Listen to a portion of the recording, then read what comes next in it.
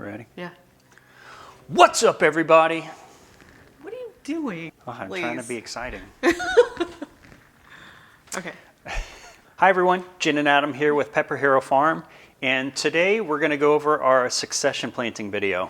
We're going into our 10th growing season. We really have a great succession plan that we have implemented here to make sure that we have blooms all season long. Not that we want you all to follow exactly what we do, but we hope it inspires you to maybe take away a few little tips and tricks along the way to be able to implement into your succession plan.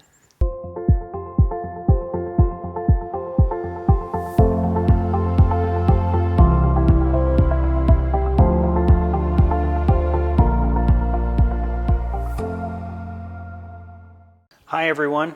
Sorry for the late video. This is actually our third time recording this video. We were having mic issues with the first two that we thought we had fixed, and it just turns out that our cheapy $14 mics were not working anymore. So hopefully third time's the charm and you guys get a lot out of our next video here. What is succession planting? Succession planting is a way to make sure that you have blooms or whatever you're growing all season long. A lot of gardeners think that you plant everything in the beginning of the season, but about halfway through the season, you find yourself without flowers. We're talking about flowers in particular in this video. And if you thought that you just planted one time, you're not alone. When we first started out, we thought that too. We just plant one time, we're gonna have blooms all season long, we're good to go. That's not the case. You have to be able to plant flowers all throughout your season to make sure that you have a continuous amount of blooms to be able to make beautiful bouquets to take to market or to sell to florists. In this video, we're showing you a basic guide. We tried to simplify it to just make sure that everyone has a basic understanding of succession planting.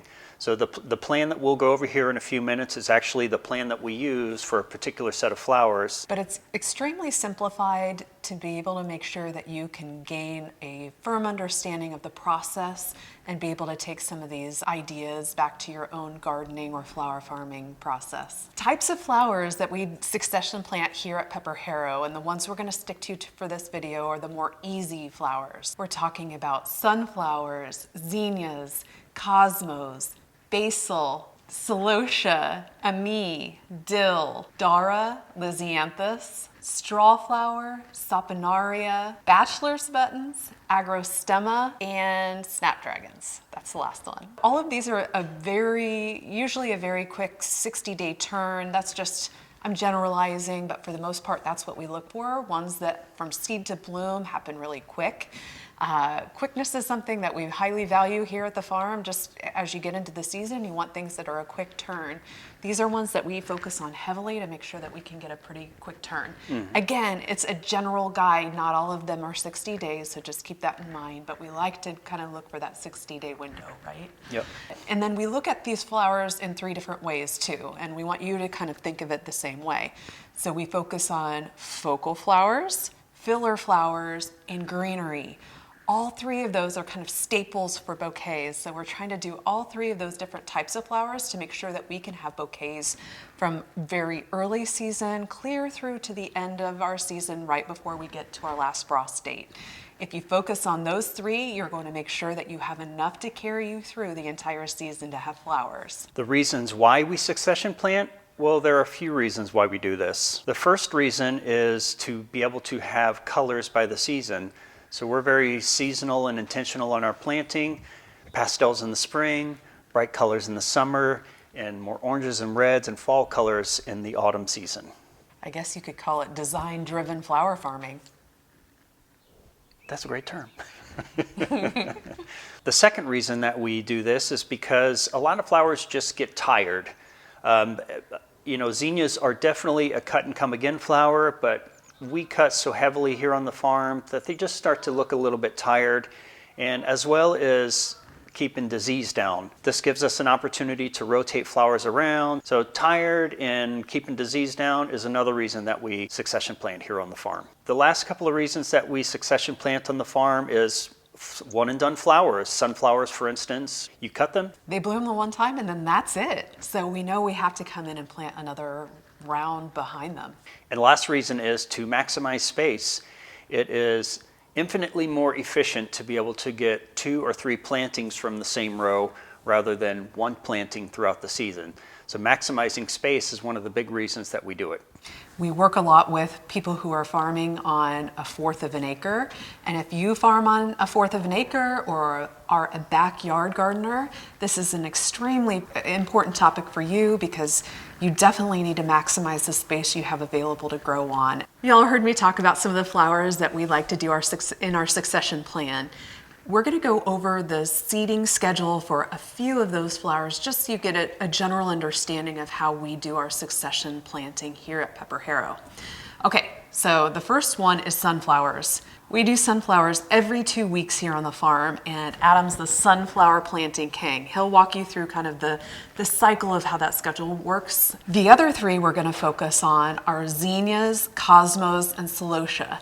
We do those 3 in particular on a monthly cycle. So Adam will walk you through how we do our seed starting schedule for those particular flowers. Now, our succession plan in particular is for our zone, Zone 5. If you live in Alabama, this is going to be different. If you live in Canada, it's going to be different. So you need to backfill your last frost dates and adjust accordingly. Sunflowers for us, it's very simple. Here in Zone 5, we plant till about the middle of July, sometimes pushing it, planting at the end of July, beginning of August, if we're really trying to push the envelope. Yeah, and we know we're taking a risk by planting late, but occasionally we just try to take that risk to see if we can get them before the end of the season into mid-October. Sometimes it's a gamble that we lose, sometimes it's a gamble we win, but we like to push the envelope as much as possible. Yeah, we've had frost delayed until November before, so yeah, you never know. Sunflowers, I start at the beginning of the season and plant every 2 weeks until the middle or end of July. Very simple with sunflowers. With zinnias, celosia, and cosmos, our succession plan with these, I do them in 3 cycles. Now, I've thought of different ways at how I can explain this, and I always get confused and start confusing Jen and myself. So yes. I think I figured out a way to explain it to simplify the process. We look at our succession plan in 3 different ways. When do we seed? When do we plant? And when do we expect harvest? We do this in 3 monthly cycles, so we're planting these 3 flowers 3 times throughout the season. For our 3 cycles, we have 3 seeding schedules. So we seed at the end of March, beginning of April. We seed at the end of April, beginning of May, and we seed at the end of May, beginning of June. With these 3 flowers, that gives us about 4 weeks-ish before we're able to plant them in the ground. So we're planting at the beginning of May, beginning of June, and beginning of July. Right. So with 60 days from plant to flower, that's giving us blooms starting at the end of June, the end of July, and the end of August. And with that last bloom at the end of August, carrying us through, hopefully, through the end of September. With our plan, we have to be flexible. Now, although I have the intention of these specific dates, there's a few weeks of adjustment, so sometimes we're planting beginning of July into the first 2 weeks of July. If you struggle with a succession plan, you're not alone. And know that that last succession is always the hardest. We laugh. We're usually busy out in the field, harvesting flowers, still planting flowers, doing this and that. We're busy, busy, busy. So to do that last succession, it really takes grit and determination, and I'm sure you guys know it as well as we do. That last succession, though, is the most important. We are always at the end of our season, and if we don't do that last succession, we're like looking around like, what in the world are we going to cut to be able to take bouquets to market? So it's a very important succession and one we never want to skip over, even though it's so hard. It's so hard to do it and easy to let it fall by the wayside. Don't forget that last succession. And typically when we plant our last succession, it is in the middle of July or beginning of July. It feels like inevitably every year it's like 90 to 100 degrees on the day we want to plant. We do kind of look for a cooler day, but if we don't get it, like, I'm sorry, those plants have to go into the ground. Usually I'm chasing Adam with a wet noodle around to try to help me get that done. Adam actually came up with a great plan on how to get our last succession into the ground on those extremely hot days, and I'll let you kind of cover it with them. Planting in July is definitely its own animal. It's hot in July. If you put plants right into the ground, they're going to fry and die, especially with the fabric that we plant here on the farm. Right. So our plan for planting in July is our bed is prepped, ready to plant. So I pre-water the soil before we plant into the ground. Definitely don't want to plant in the dry soil, and you definitely want to make sure your soil is nice and moist before you plant into the ground. The ideal time to plant for us in particular is late in the evening. So after the sun starts to go down, we don't want to do it too early in the afternoon because it's still pretty warm out. We wait until the last light of the evening before we put those July plants into the ground. I'm the one who does the last planting, so he's talking about how to do the last succession planting, and I'm actually the one who does it. Soaking the ground is the best idea he's ever come up with. Well, one of them anyway. I got a lot of good ideas.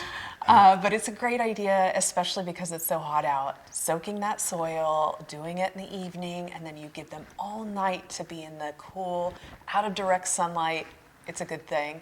And then the other thing you want to make sure of when you have those little babies in the ground is just to give them water every single day. It's going to be hotter than heck. They're going to need some water. Just make sure they're kept well watered after you get them into the ground. After about a week of these seedlings being in the ground, the root systems are starting to grow and establish. You're good to go on a normal watering schedule. On the list of flowers that we succession plant, there were some in particular that we only focus on doing in the springtime because they usually like a little bit cooler weather.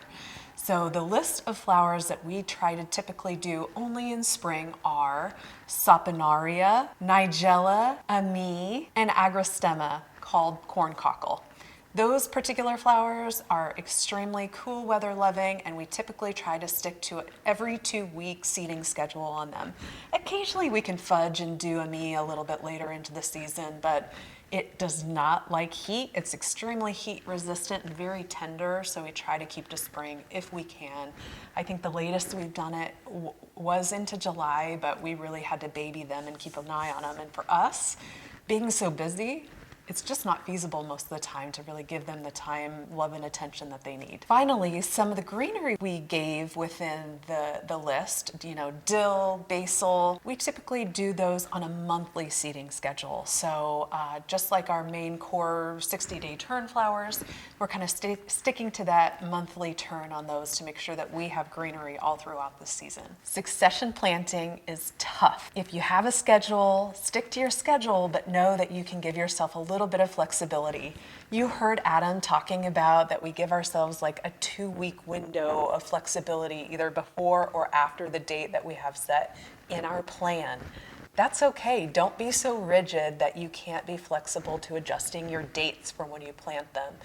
At the end of the day, as long as you do plant them, you're going to be successful. Just know that you have a window. You don't have to be hard and fast. And usually, I was laughing to Adam, usually I'm the one having to chase him around to get my to get my beds flipped and ready to go so I can do that last planting. Definitely give yourself some grace with this. Weather happens, soccer games pop up that you didn't know about. Every time. That's okay. But give yourself some grace. And again, please keep in mind that this that we went over is for our zone here, Zone 5B in Iowa. Please adjust it to your zone any way that you need. We hope you all liked today's video about succession planning. If you have any questions, comment those below. If you enjoyed this video, please hit that like button and be sure to subscribe, and we'll see you next time. Happy growing. Our basic succession. Our basic Stop.